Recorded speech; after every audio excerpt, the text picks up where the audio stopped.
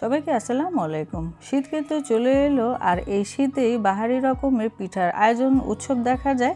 আর কম বেশি সবাই পিঠা কিছু না কিছু তৈরি করে। আজকে আমি খিরসা তৈরি করে দেখাচ্ছি, যেটা পাটিসাপটা বানাতে আপনাদের খুবই সহজ হয়ে যাবে। আর এই খিরসাটা খেতে ভীষণ মজার। আশা করছি আজকের রেসিপিটি ভালো লাগবে। চলে যাচ্ছি পুরো রেসিপিতে। এখানে একটি ফ্রাই প্যান বসে এখানে আমি 2 টেবিল চামচ পরিমাণে চিনি দিয়ে দিচ্ছি।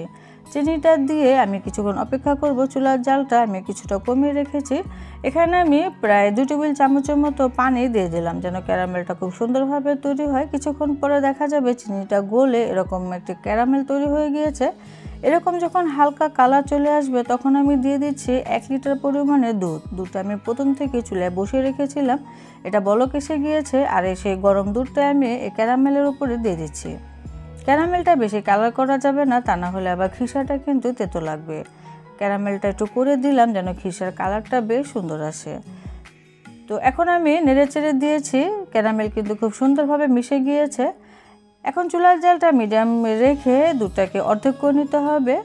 আর মাঝে মধ্যে অবশ্যই এরকম নেড়েচেড়ে দিতে হবে, তা না হলে তলানিতে লেগে যাবে।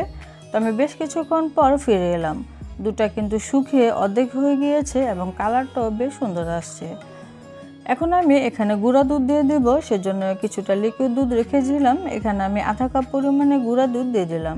এই গুঁড়া দুধটা দিলে এই খিরসার স্বাদ বহুগুণেই বেড়ে যাবে। আসলে পাটিসাপটা পিঠার ভিতরে পুরটা বা খিরসাটা যদি মজা হয়, পিঠা কিন্তু অটোমেটিক এমনিতেই খেতে ভীষণ মজা লাগে। তো গুঁড়া দুধটা খুব ভালো করে মিশিয়ে নিয়েছিলাম। এখন আমি এভাবে অল্প অল্প করে দিব আর নেড়ে নেব, যেন এটা জমাট বেঁধে না যায় বা দলা পাকিয়ে না যায়। তো চুলার জালটা এখন আমি কিছুটা কমিয়ে রেখেছিলাম। গুঁড়া দুধটা দেওয়ার পরে কিছুক্ষণ খুব ভালো করে মিশিয়ে নিয়েছি। এখন এই খিরসাটাকে ঘন করার জন্য আমি এখানে 1.5 টেবিল চামচ পরিমাণে পোলাও চালের গুঁড়োটা নিয়ে নিলাম। তো আপনারা চাইলে নর্মাল চালের গুঁড়োটা ব্যবহার করতে পারেন, সমস্যা নেই। তো এখন আমি খুব ভালো করে নেড়েচেড়ে মিশিয়ে এই দুধের মিশ্রণে দিয়ে দিচ্ছি।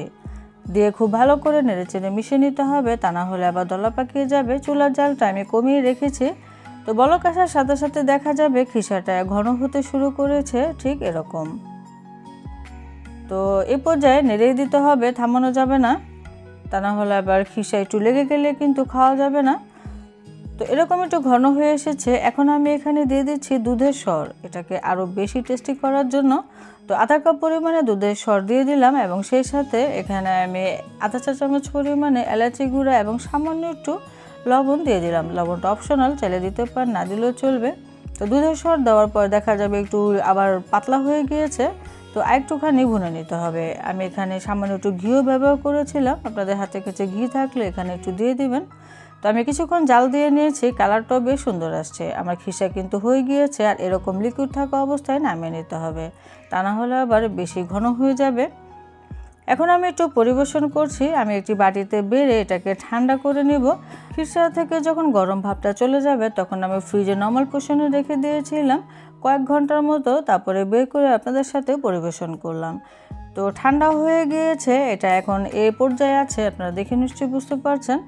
তো ফ্রিজে রাখার পরে বা এটা যখন পুরোপুরিভাবে ঠান্ডা হয়ে যাবে তখন কিন্তু এরকম একটু টাইট হয়ে আসবে। তো আমার খিসার রেসিপিটি আজকে আপনাদের কাছে কেমন লেগেছে আমাকে অবশ্যই কমেন্টে জানাবেন, এবং তৈরি করলে তো আমাকে অবশ্যই শেয়ার করতে পারেন আপনারা ছবি দিয়ে।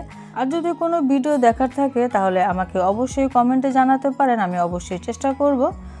এবং পাটিসাপটার রেসিপি আমার চ্যানেলে দেওয়া আছে এবং নতুন আরও একটি আমি আপলোড করব। আশা করছি আপনারা আমার রেসিপিটি দেখবেন। সবাই ভালো থাকবেন, বিদায় নিচ্ছি, আল্লাহ হাফেজ।